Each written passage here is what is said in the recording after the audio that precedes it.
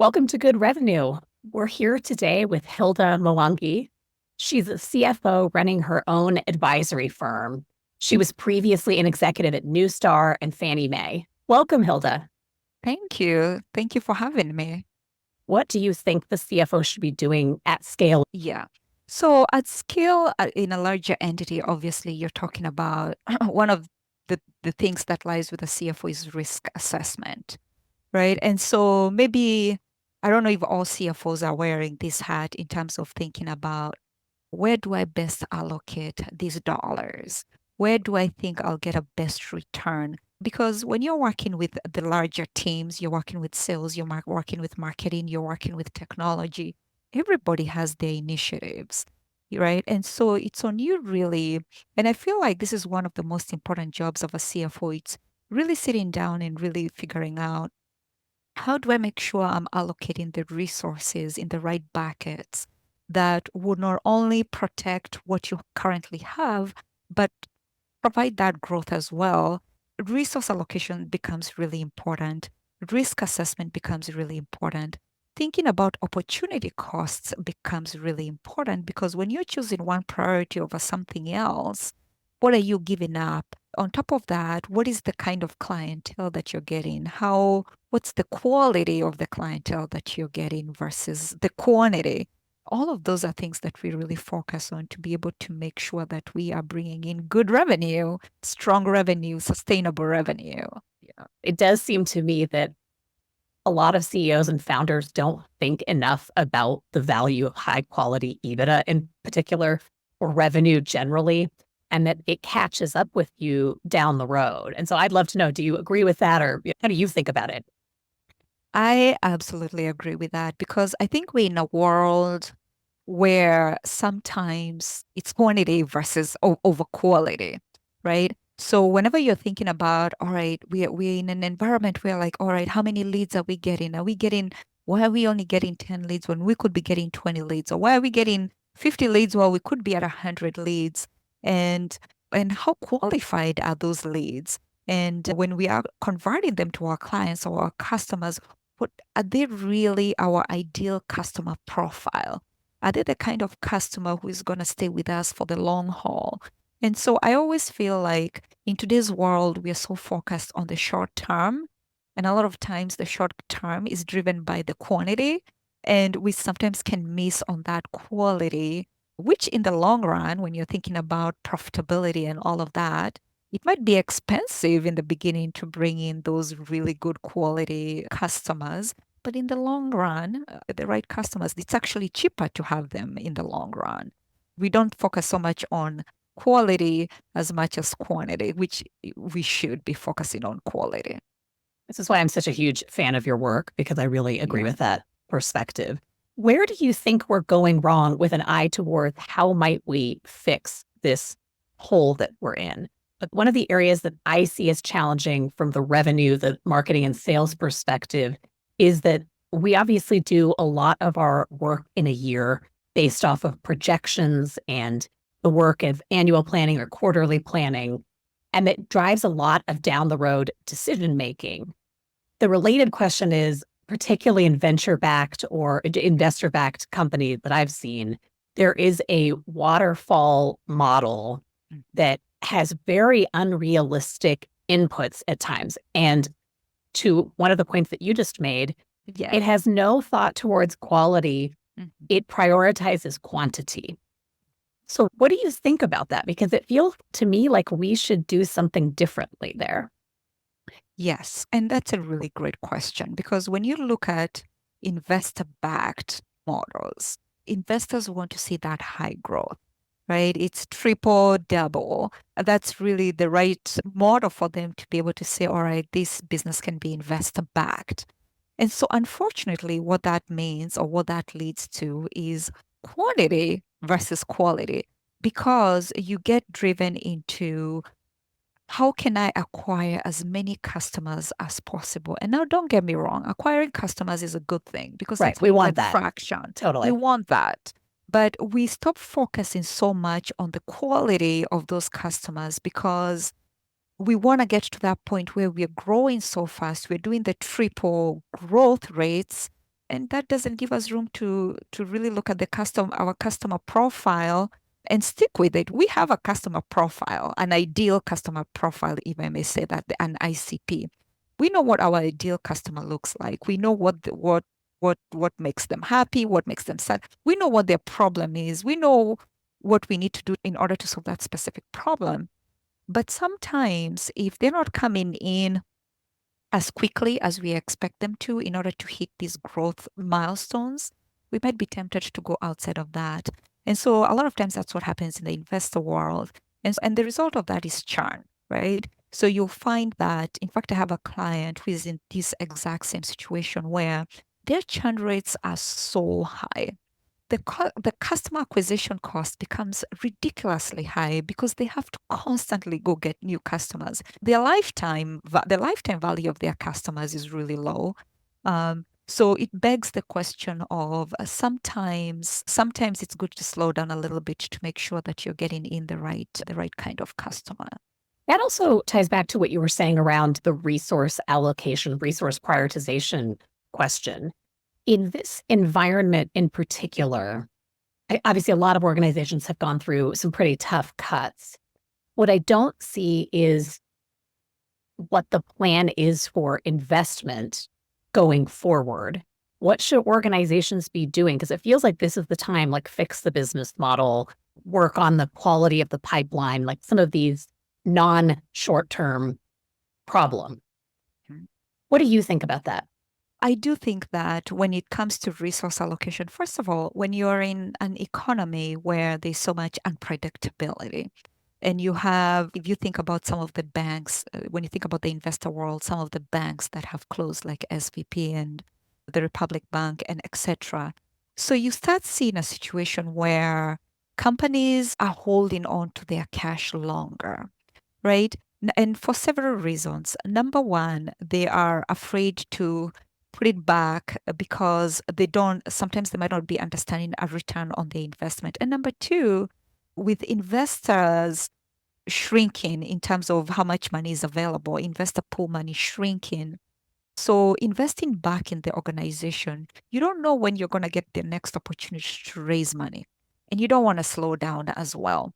So a lot of organizations are in that dilemma of, what do I do in terms of my resource allocation? Do I reinvest back in the organization? Do I go in, like you said, clean my pipeline, making sure that I have the right investment, I have the right people on the teams to be able to grow my organization? Or do I sit back a little bit and hold on to my precious cash? And so it just depends on organization to organization in terms of the stage they are in and what their main priorities are. So take, for example, if you're early stage, right, and you need that engineering team to be able to finish maybe adding new features that are going to bring in a whole lot of new clients, at that point, you might not necessarily afford to hold back from reinvesting back in the business. But if you're also looking at a later stage company where there is brand recognition and people understand the product, then maybe those organizations might maybe put some money aside and maybe reinvest some money back. So for those organizations, they might have to do some sort of a mix between the two. But it's a very tricky situation that we are in currently in terms of what's the right thing to do. But it's really working with your finance leaders to understand at what stage are you in and what are your biggest priorities? What's the strategy? Where do you want to be at the end of the year? And can you afford to reinvest back in that organization so that you get to the next stage? Or are you better off holding off? Is there anything that you think that CEOs, senior execs, the board miss in that process? Something people might not be thinking of today? Because I definitely agree with you that it is situational. It might be industry specific. Are there any things that you think leaders are missing that might be helpful for them to know? I think it's just making sure that, again, a lot of this is done through teamwork. A lot of this is done where you bring in all of your leaders together and talk about what are the most important priorities. That's what strategy sessions are all about, is figuring out from a technology perspective, from a sales perspective, from a marketing perspective, from a G&A perspective, as a company, where do you need to be or where are you headed? I've seen a lot of organizations where it's like siloed decision making. Maybe the CFO, the CEO are getting together and making these decisions based on what they think is the best thing to do. But I always encourage organizations, do it as a team. Get in the room, fight it out, because every organization, every one of your departments is going to have their priorities, and no one wants their priorities to be left behind. But these war rooms, like we call them, is where not only do you all get aligned in terms of the direction of that company, but you also have that support in terms of, all right, this is where our investment needs to go. Our investment needs to go to building our pipeline, because without that pipeline, we don't have good revenue. Or our investment needs to go into cybersecurity because we are so exposed right now.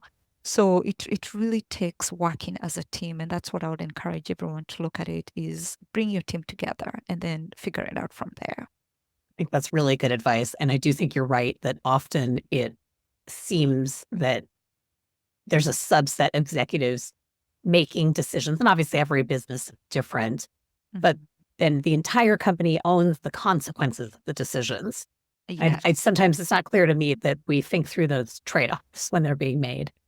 Yeah. What do you think should happen when a CEO, and I will put this on the CEO because the leader of the company, when a CEO doesn't plan well, and maybe that's in partnership with a CFO, or again, maybe there's excessive ambition. Obviously, nobody wants to go back to the board or to investors and say, this isn't going well.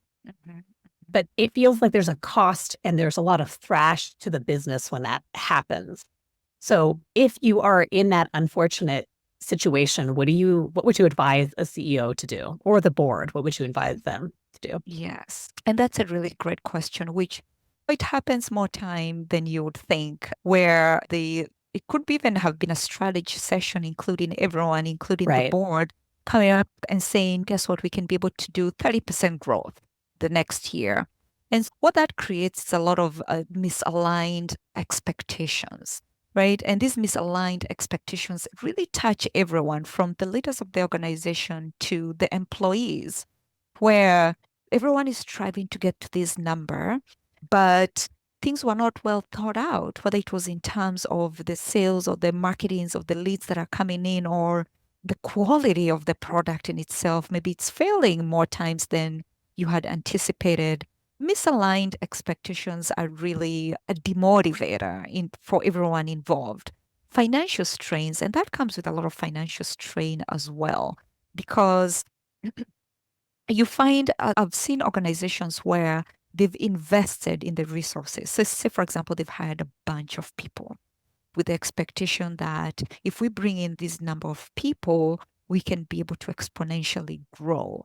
And so when that whole plan is wrong, you're not in a situation where you have so much financial strain. You have all these people, maybe you have to lay them off, maybe you have to figure out what the next steps are. And then also financial strain for the customers as well. Not so much financial strain, but stress for the customers as well. Because now you're finding yourself in a situation where maybe the salespeople are really pushing these customers or potential customers to go ahead and purchase the product or the service or what have you. And so what ends up happening is, the key to really resolving this is understanding it and accepting it as quickly as you can, right? This is what you call pivoting. Is accepting that our expectations were not good. Our plan was flawed. So then what do you do from there? You create a new plan, right? Instead of keeping on that trajectory of the old plan, the incorrect plan, it's just a matter of saying, we need to stop right here and we need to course correct. And a lot of organizations, believe it or not, are not able to do that fast enough. Sometimes organizations do it too late, where sometimes even the business cannot be saved.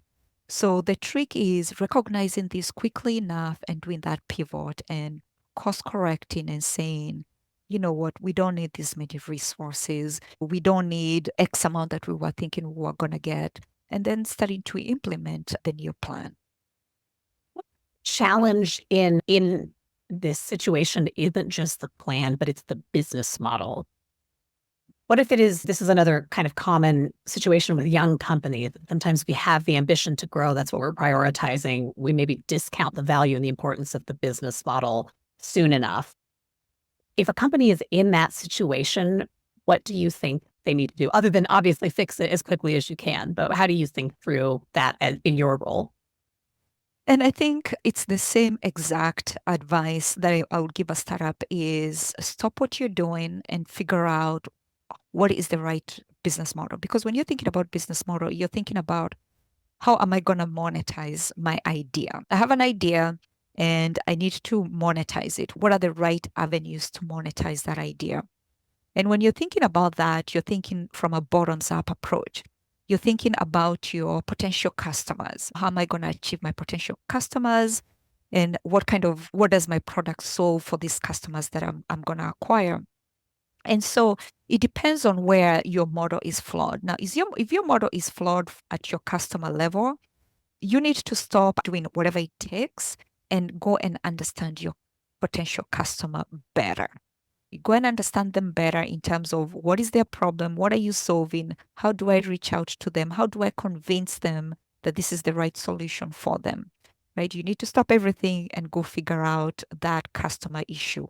Once you've understood your clientele or your customer, then you can then figure out how do I get to them, because that's actually one of the biggest things where startups fail in the beginning is that product market fit, right? And so without that product market fit, you cannot know how you're going to monetize your idea, right? If you don't know who you're targeting. So definitely if it's a customer issue, stop what you're doing and go fix that.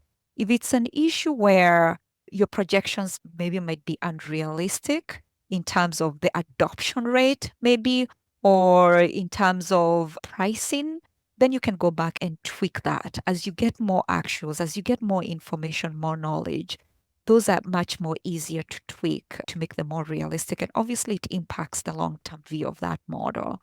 So it just again depends on where is the issue and do you really need to stop what you're doing to first go address that? Or is it some tweaks here and there that need to be made because you have much better data?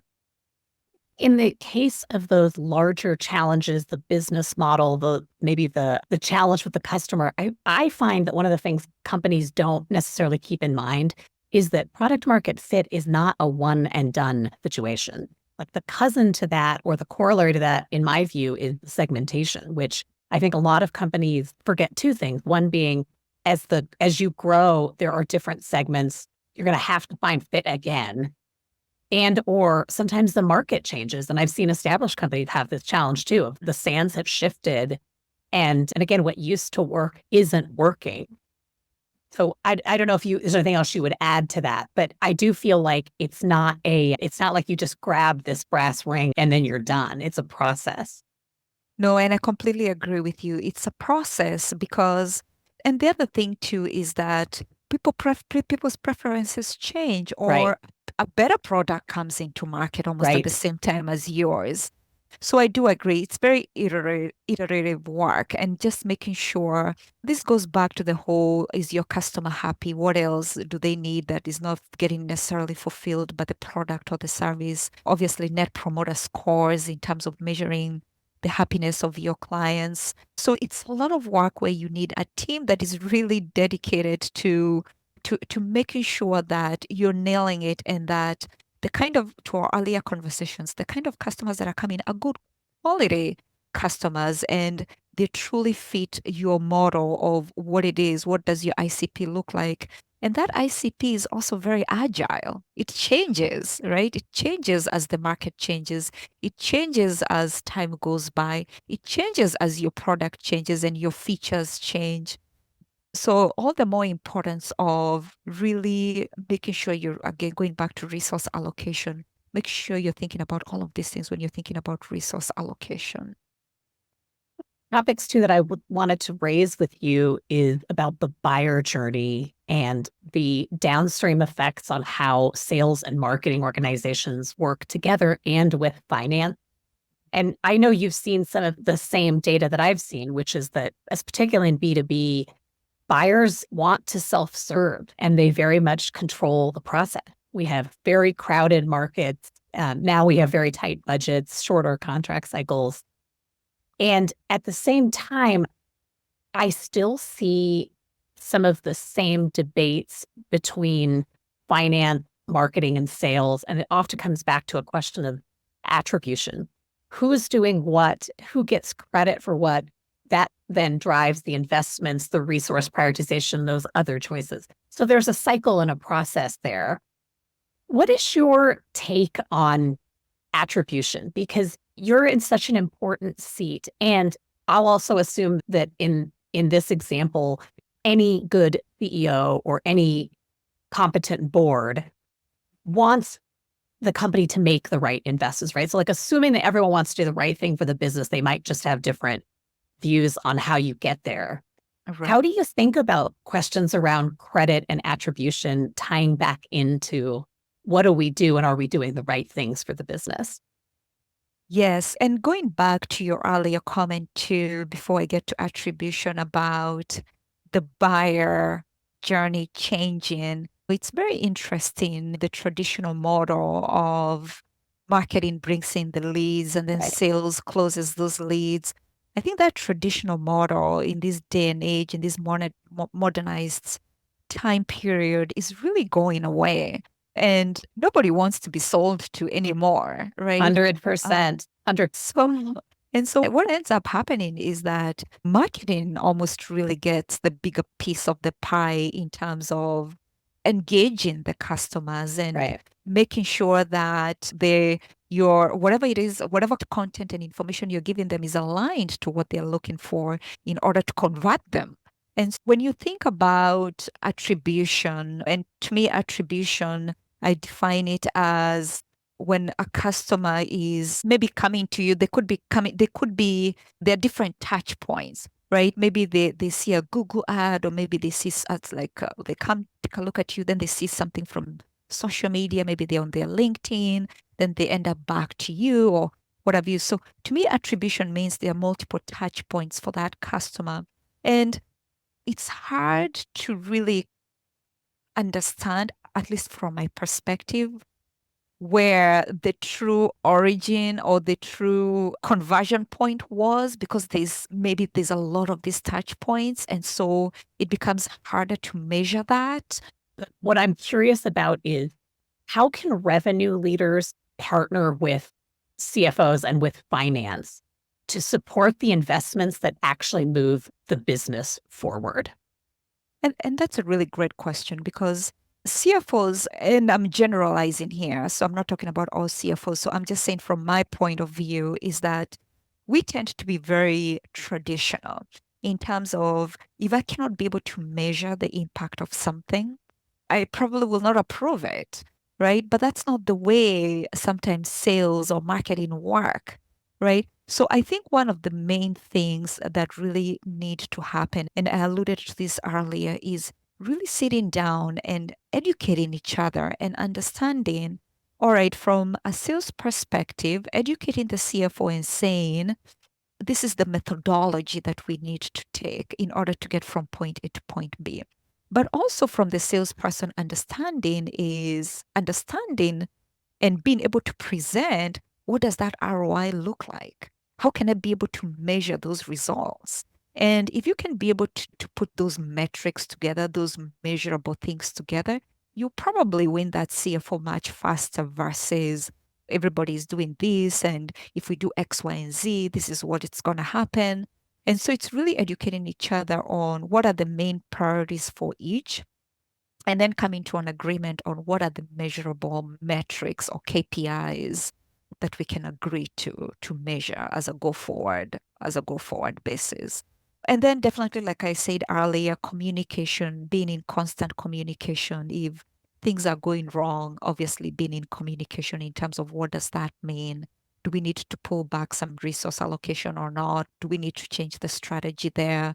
And then the other thing that I would definitely think both the CFO and the sales need to be in alignment is that risk assessment in terms of what is the risk? What's the exposure here? And so I feel like if you can agree to those things, those conversations will be so much better. What I'm hearing in that too, and I completely agree that I think revenue leaders need to build better business cases and to connect the dots, even when it's difficult. And that's why I was inquiring about attribution, because I do think it comes back to really understanding what that data is and isn't able to share with you. Because I think it used to be the case that you could look at that and you would have a full picture of what someone's journey was. And today it's a far less transparent process, right? We don't know what made Hilda buy this today or what inspired Neeta to ask for a demo today. We can make good inferences, but I think that also presumes that both the sales and marketing leaders are looking at this more big picture. And the other thing that just asking a little bit more on the investment side, it seems to me that what we really want marketers to be doing is the work of investment, the not yet in market, the people that aren't asking for things today. That's where we want them focused. But I often see a lot of marketers doing the sales support mission, right? Like we're asking for air cover for somebody at a big bank because they're about to buy from us or whatever, which feels like a poor use of the resources, both on the marketing side and the sales side. I don't know if you're seeing that too, but yeah, and my whole thing is always be predictive versus react, right? So I'm a very firm believer of anticipate what is gonna be and act on that, right? Because when you're anticipating on what it's gonna be, when you're anticipating these people are gonna be asking for this in 2 months, in 3 months, let's get prepared let's get our products and features ready for that because that's where we are headed. I think that's honestly a better use of your resources versus, like you said, sales enablement here and that. So I'm a very big proponent of always thinking outside the box, always thinking of what could be. Obviously, you have to weigh your risk assessment. Risk assessment is a very big deal there, and opportunity costs as well. But a very firm believer of always looking at being predictive as much as you can. And AI in this day and age, and I don't know how much of AI you've used or are planning to use, but I feel like when we're thinking about this whole predictive analysis and coming up with where do we need to invest because maybe we need to get into a blue ocean. given all of your experience with such a wide range of companies, what do you think that high performance companies do differently from the rest of the pack?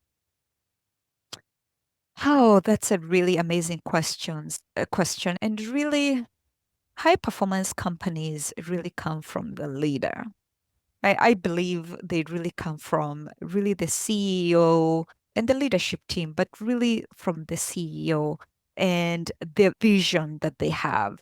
And bringing teams together is absolutely crucial in terms of success because decisions made together go much farther than decisions made by one person or a couple of people. So I would imagine thinking about the leadership and the risks that they're willing to take. Obviously, you don't want to expose the organization, the risks that they're willing to take. And if you think about history, look at companies like Blockbuster, right? I think there was this situation where maybe Netflix approached them and they turned them away. And so they were not able to be as innovative and they were not able to see this vision of this predictive vision that I was talking about earlier. So really, the leadership and especially the CEO has to be a visionary.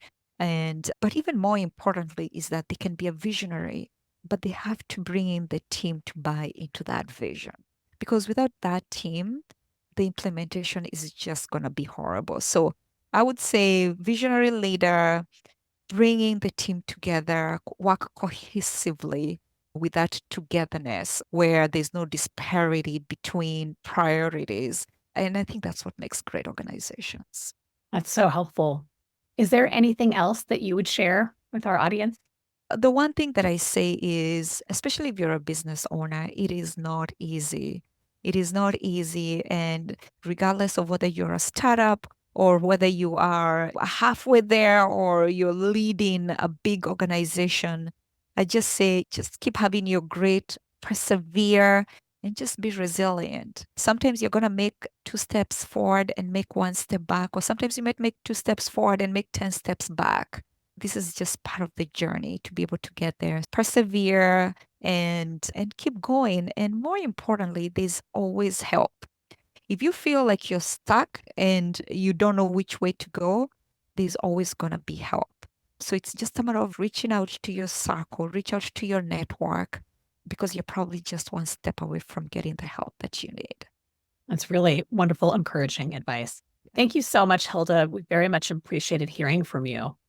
Yes, and thank you for having me. I love being here.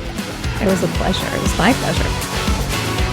Thanks for joining us here at Good Revenue. If you liked what you heard, please leave us a review, follow the show, or share it with a friend. We're a news show, so it really helps other listeners find us. And if you have feedback, comments, or suggestions for episodes or guests, please reach out to us. You can find our information in the show notes.